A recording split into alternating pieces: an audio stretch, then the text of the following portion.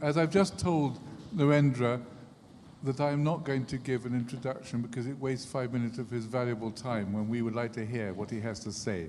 Right. So we're all sitting here, we're waiting, and you can start. All right, thank you so much. So I think the whole morning we heard about the production process.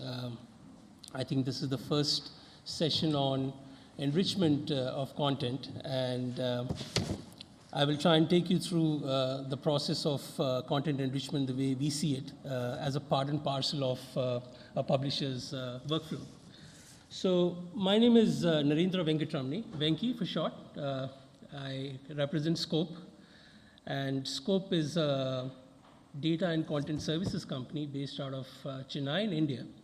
We are about 600 people, so small by Indian standards, Indian company standards, but a company which has been in this business of content enrichment and data acquisition for publishers for about 25 years now. And if some of you are wondering why we chose this kind of a title for talking about enrichment, it's been chosen with a purpose, basically because we wanted to kind of cover the role of metadata and control vocabularies as a part and parcel of trying to improve semantic linkages. And that's the reason why we went with something like this. It sounds quite a lot like a research paper, but I assure you it's not. Right. So why has this become so important in terms of why has discoverability of content become so important? One of the reasons for that is that the delivery channels have become much, much more complex. I mean, you don't reach your users or your readers directly anymore. It's not like trying to sell a book or a journal anymore because they have lots of means of actually accessing this content today. And they could come through a search engine, they could come through abstract and index database, they could come through some kind of a library system. Some of the legal lawyers and others, they would probably be using a workflow which has been supplied by somebody like LexisNexis or Thomson Reuters, which allows them to research for cases and so on. Or they could be something like a social discovery tool that somebody has tweeted about a particular article or a particular book, and then people try and come to the publisher website to see that. So there are many ways of reaching the content, and that is where metadata or enriched metadata, as the way we call it, becomes very important from a discovery perspective. So just to kind of recap, this might be a little too basic for most of you, but just to kind of recap in terms of the kind of metadata that we're talking about, you have bibliographic metadata, which is typically the title, the name of the author, and there might be some other identifiers like an ISBN number and so on. There is also descriptive metadata, which is typically talks about the subject classification. It talks about keywords associated with that particular piece of content, whether it's a journal article or whether it's a book chapter. There could be some abstracts, and there could also be a taxonomy or a thesaurus at the back end, which allows people to navigate using that to find the right content. So all that falls under what we call descriptive metadata. And then you have finally semantics, which basically would talk about the various entities, the relationships between those entities, the relationships expressed in form of an RDF or a triple, and so on. So eventually the goal, as far as the enrichment process is concerned, is to make those semantic linkages available to the user so that the user can indulge in the discovery process. He can basically figure out what he wants by looking at some of the related content which is there on the publisher's side. So the role of metadata, if you look at it, it is basically to enhance discoverability. So we've been very used to searching for a book by its title or by an author, but it's changing quickly when you try and sell a book by a chapter. And a lot of publishers are investing in trying to sell books at the chapter level. And similarly, when you're trying to kind of sell content at the article level, then it's important that this discoverability happens at the content level. And we will see how this process gets achieved. The metadata also plays a very important role in consistency, which allows basically for standardized indexing processes to happen. You can use control vocabulary at the back end for indexing, which improves the quality of the indexing. It makes the subject matter more easily findable by terms which people commonly search for. And the discovery process eventually leads to a greater monetization when you're trying to sell information at a very granular level, which could be chapters, it could be tables, it could be figures. Sorry. It could be that you're trying to sell content by chapters, by tables, or other kinds of supplementary information out there. And content which is powered by intelligence, basically, which goes into this entire discovery process, it automatically generates much more meaningful relationships, and we'll see examples of that. And so before I get into some actual examples, I just wanted to kind of, put out a standard disclaimer out there. Some of these screenshots that I've used, they're not meant to kind of offend anybody. They're just to show the state of what's out there and how we can go about trying to correct that. So I just wanted to kind of make that, statement out aloud. So a couple of very important industry studies.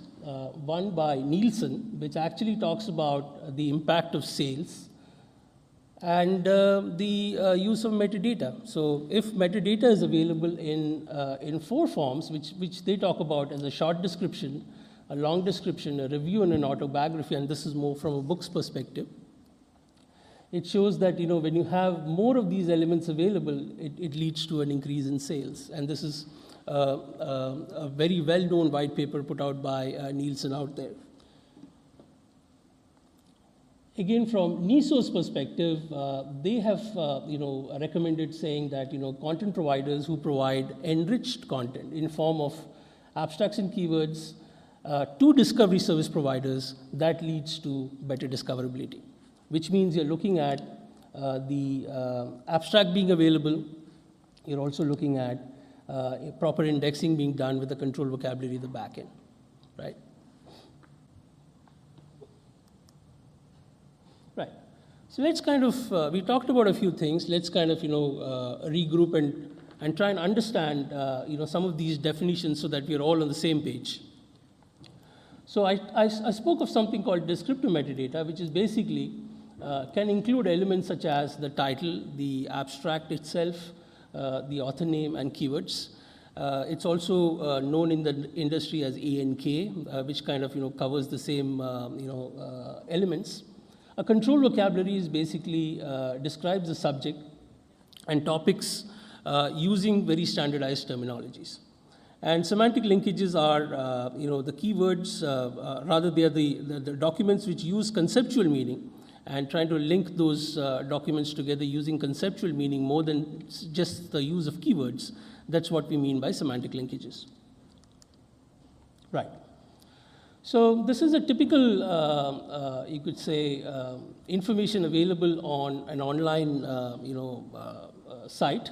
And it could be that, we are making an abstract available. In this case, it's not a genuine abstract. It's actually a table of contents, which has been put out there as an abstract. And there are quite a few keywords associated.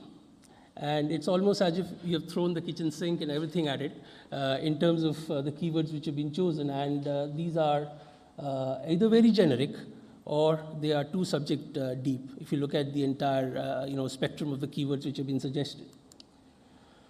So we feel that doing so, generally assigning keywords to a particular piece of content without any weightage for relevance actually reduces the discoverability of that particular piece of content. So a good example would be something like this, where there is a proper abstract which is available, which is informative, which actually covers what is the underlying article all about. And there are some control vocabulary terms associated with this particular abstract, which then help in the actual discovery of this particular content. So a lot of what we do is basically around creation of those abstracts and keywords and creation of those control vocabularies. And I'll come to that a little later. So we tend to use this word control vocabulary very, very loosely, and it actually covers quite different kinds of animals under that classification. So a control vocabulary is basically a standardized set of terms and phrases, and it is particular to a domain or a subject area. It's also kind of used interchangeably with taxonomies, thesaurus, and ontologies, and those are completely different beasts. So a taxonomy is basically a hierarchical relationship of terms which is used either for navigation purposes on a site, that is for browsing, or they're used for indexing purposes. A thesaurus is basically a taxonomy plus certain related terms and synonyms associated with those terms. And when you start talking about an ontology, that's where it's actually a thesaurus plus those conceptual linkages which actually make you identify the entities, the concepts, and the relationships between them. That's what an ontology is. So naturally, as you go up this value chain, it's increasing complexity. It costs much more to kind of build these kinds of knowledge bases, and the effectiveness of each one of these different elements is also quite different as far as the user experience is concerned. Right. So let's look at an example of a semantic linkage, and try and see how a control vocabulary plays a role in improving the quality of those semantic linkages. So this particular article is actually about digital forensics, which means that any kind of a mobile tablet or a mobile phone today can be used by the police and other security agencies to find out exactly which site you visited, when you visited, and so on and so forth, because all that data is retained in the device itself, right? So this particular article talks about Amazon Kindle Fire as being one of those devices that intelligence agencies could use to figure out your behavior online, right? And that's what this article is all about. And the highlight over here is done deliberately because the meaning of that is going to come out in the subsequent slides. So if you look at the keywords associated with this particular abstract, a subject term called fire is entered over there, right? Which is actually not the right subject term to be associated with that article. But some of the others, like for example, forensics or mobile communication or smartphones, they might be related, but they again might be a little too broad as far as this particular article is concerned. So what happens when we click on this particular subject term, fires? And you can see that at the back end for this word fire, which is basically a subject term, there is a bunch of terms available within the control vocabulary, some of which are broader terms and some of which are related terms. So these are broader terms, these are related terms. So what happens when these get associated with the content? The results are quite funny. So you start seeing articles like forest fires and others coming as related articles for a digital forensics abstract, which by chance mentioned Amazon Kindle Fire. So those are some of the things which happen when there is not a proper use of a control vocabulary at the back end, which kind of distinguishes that this particular device or this particular term that you have pulled out needs to be qualified in this manner. When you don't have that, then some issues like what I described happen.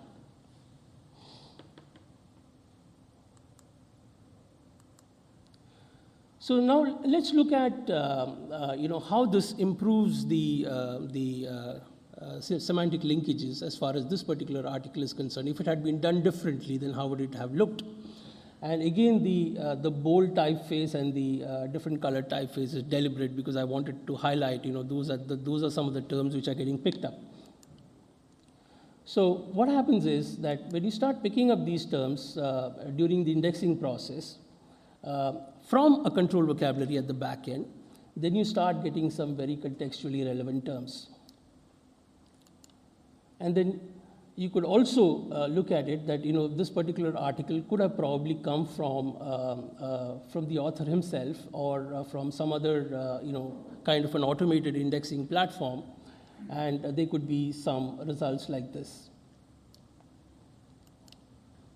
So we could also be trying to classify these these terms on the basis of certain topics or certain subjects, as either consumer electronics or forensics, and you could qualify that forensics that this is digital forensics and not forensics as in the TV show CSI, right? It's not that.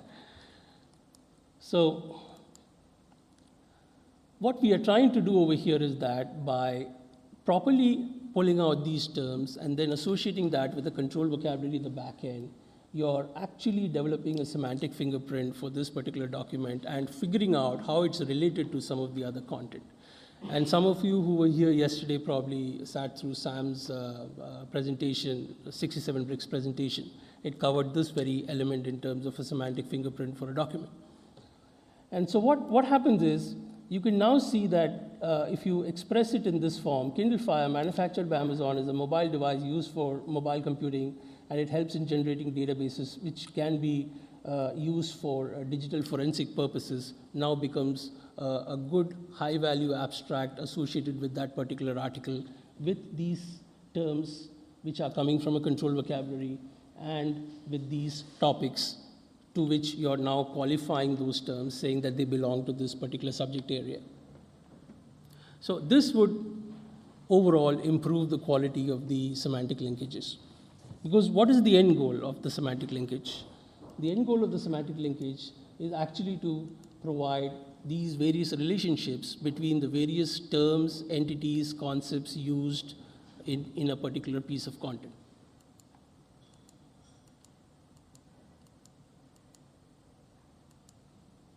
So what we have tried to do over here is that we've looked at a particular material like silicon, and it will have certain properties. So that again becomes a relationship. It has got certain subclasses. Again, this becomes a relationship.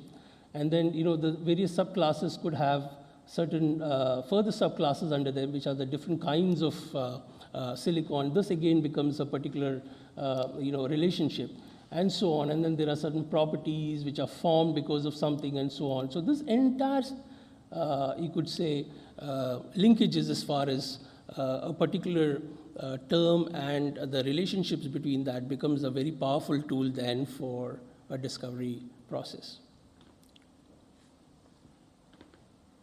Any questions on this? It's a lot of ground actually that I've covered in the last 10 odd minutes. But just wanted to kind of give you a little time to pause, absorb, and then ask a few questions if you have. So one of the questions I have, having heard Deborah talk about Scope's process in the past, I know that you have I think the phrase was techno-human interface. So you're not relying entirely on technology to pull out these semantic linkages. Could you talk a little more about how you've implemented that? Right. So just to kind of go back to my previous slide, which actually talks about these various entities and concepts which are getting pulled out. So one of the first things that we do is we try and build this control vocabulary at the back end. So depending on the subject area for which we have to do semantic enrichment, we first try and build a CV, which could be a simple set of terms, or it could be a little more sophisticated, and it could be a proper taxonomy or a thesaurus. Now, if a client has got something available, we try and take that. If he doesn't have anything available in that particular subject area, then we try and build that. So that's the first exercise that we do. The second exercise that we do is basically we try and see whether we can actually create this abstract itself from the original full text article which the publisher already has. And in doing so, we are trying to kind of reduce the impact of noise, which is a typical example of an automated system trying to do entity extraction. And noise comes in because of two reasons. One, it comes in because of the way the content is. That is, it's full text, it's got a lot of words in it, so certain words might be statistically occurring many times, and therefore there is a weightage assigned by any kind of an automated platform. And there could also be the fact that some of those words are domain agnostic, so they occur in multiple domains, and therefore you need to start qualifying them, which is where the control vocabulary starts playing a role. So the control vocabulary part and the programming of that of the platform is where the human element comes in, and the human also checks the output of the platform. So every term which is extracted is checked by somebody before it goes into the publisher's databases.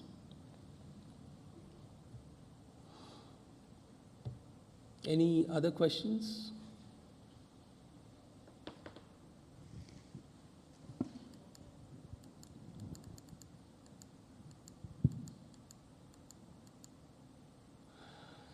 We're also increasingly seeing these semantic linkages, the requirement for these semantic linkages to be expressed in form of a visual search interface. And a lot of our clients are starting to ask about the building of such an interface for doing searches for semantic relationships. And for one particular client, we had built an interface like this. This is fairly standard. It's built on MarkLogic version 7. And the RDF relationships, I don't know how many of you can see it, but it basically talks about encoding, decoding, these two concepts being inverse of each other as a relationship, right? And then, for example, encoding involves vector quantization, which is another relationship. Now, somebody searching for the word encoding would be able to see a visual representation like this.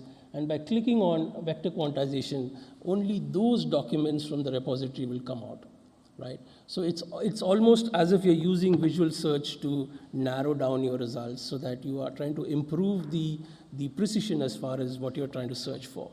And it helps in doing that. And this is a fairly simple implementation on top of the latest version of MarkLogic. And then it uses a JSON file to basically convert it and show it in a browser. So this you can run off a browser, of a standard browser. Typically, it could be Chrome or Internet Explorer.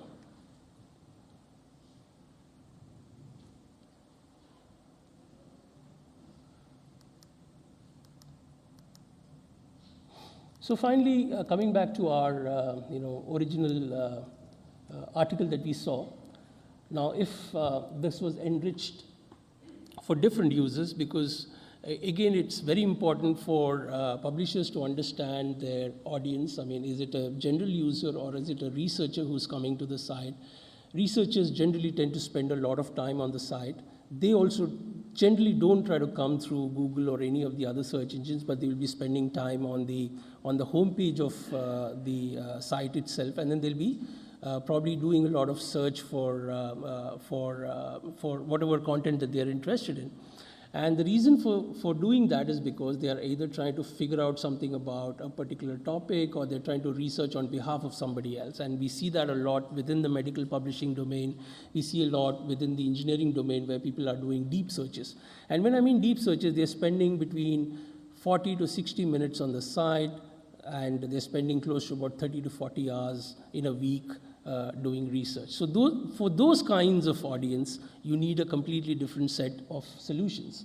And those set of solutions would be, which are much more specific, much more conceptual, so that they are able to figure out and find what they are looking for. And for them, it's a lot of what we call serendipitous search. That is, they don't know what they're looking for till they encounter that content. And for that, for serendipitous search to occur, basically the conceptual keywords and the linkages between terms needs to be expressed very, very clearly and correctly.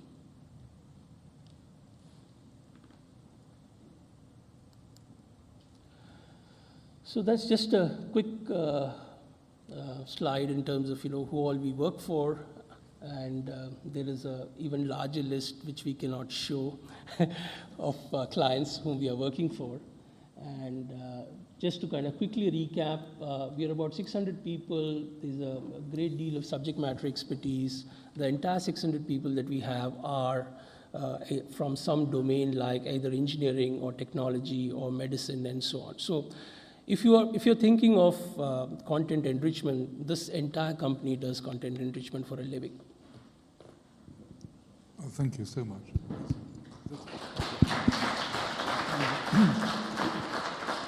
We have time for a few questions. Right. So, anybody got? May I have a media question, which is, you can't stop me actually. My picture of what researchers do, on the whole, is go to something like Google or PubMed or something, World of Science, and they're looking for something. Right. They look for it under whatever metadata, keywords perhaps, I don't know, whatever they can find. Right. Anyhow. But they're coming into the site from outside, right. And they don't stay on the site once they've found what they want. They don't tend. Now, in those circumstances, would they find things if you've got increased metadata? Because So the short answer for that is that yes, if the metadata was enriched, which is the right keywords, the right subject, association with the right subject matter, and so on. Presence of some kind of an abstract so that they don't have to go through the full text to understand what's in that particular piece of content. They just read the abstract and then they go on to another article, because their search time is limited, and more importantly, they want to quickly find what they're looking for. But do you think they'd actually search on the publisher's site when they get there? If they find something that's interesting, do they then look around? That's not our experience. That's on the publisher's side, not so much, but a lot of it actually originates from A&I databases like PubMed you were talking about. Yeah. It could be Ovid when somebody's doing, say, medical research. And, so those would be the starting points from where they are starting their entire search exercise. If they find what they're interested in, then they will come to the publisher's site, download the entire full text article. Right. Yeah. So that's how the process would work. So in some cases, this resolution between PubMed back to the publisher in terms of the right article coming out and so on is also very important. And some more specialized areas. Let's say with the sort of people that come into a Cabby site, to give an example. I don't know if you worked with them, but you know them. They would probably go, because they know Cabby will have likely to have what they want, they would crawl about looking for things. Yes. And that would pick. Okay. They will go directly to Cabby, and from Cabby's site, they will do the research and probably find what they want and then go out. Yeah. That's generally the. Now, I better ask any other questions, which. Because this is a very interesting presentation, and I think you covered most things that people would want to ask. But either I've done too good a job in kind of I know. Explaining. We have a question here. I always have questions. You mentioned that there's a correlation between an increase in the number of types of metadata and monetization of the content. And we know as an STM publishing industry that we are much more discoverable if we've got good metadata, for example, the title, the abstract, the author names. How much additional monetization can we really make? How much additional discovery can we really garner from content enrichment in the sense of controlled vocabularies and ontologies? Right. So the answer for that is if there is already very good metadata in terms of the bibliographic metadata associated with the piece of content, there is an abstract available, there are subject-specific keywords available, then the increased monetization only happens because people are finding related content which they are interested in, which means then the semantic linkages portion needs to be of the same caliber in terms of quality as the rest of the metadata. Because a lot of times, this entire aspect of serendipitous search that I was talking about is that they're coming looking for something, but they might also encounter something else that they didn't know that they required. But when they see it, they know that they require it, and then they download it. So that also leads to increased monetization. Can I ask a general question here, which is that since the very beginning of SGML, actually, but XML, people have talked about the possibility of monetizing the sale, monetizing figures, for example, illustrations, by people finding them and then paying for them. Okay, Bill? Yeah? And is anybody monetizing anything less than a chapter or an article at the moment? Anybody really trying to make money by selling a figure? Or, yeah? Jason, you're doing that. We'll be covering some of this in the presentation we're about to give. So you're going to talk about it in a minute, are you? Yeah, so yeah, we'll cover in the slides actually, and then we can come back to this okay. with that presentation. So let's not talk about it now. Mr. Kasdorf himself. Well, two things. One variant of that is a publisher not necessarily making money by selling figures, but saving money by not continually recreating the same figure. Because a big publisher often doesn't know what they've got.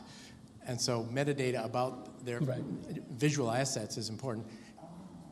So that, for example, a diagram of this circulatory system created by these folks over here is useful to these other folks over there. Right. And then one other thing is that in the commercial world, it's not figures, but it's images.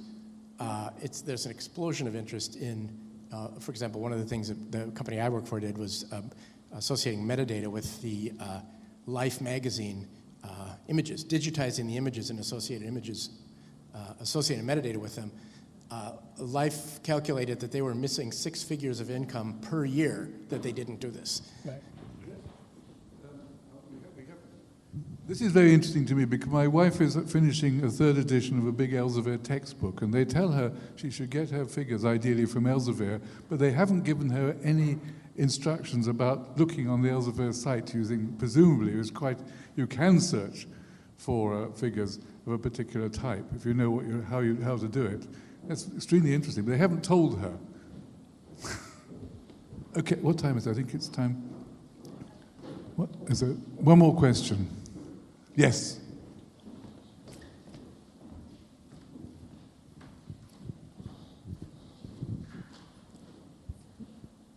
Hi, it's Andrea from Semantic.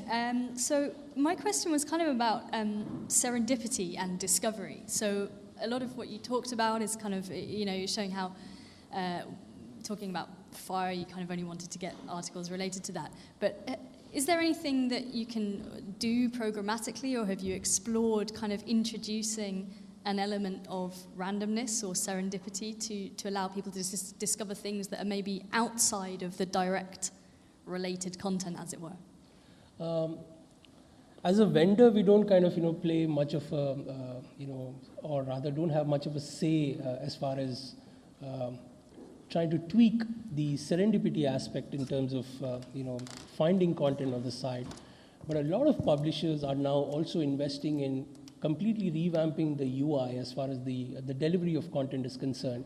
And a lot of these, you could say, changes that is happening is primarily around the time that people are spending on the site, the tracking of the eyeball as far as the UI itself is concerned.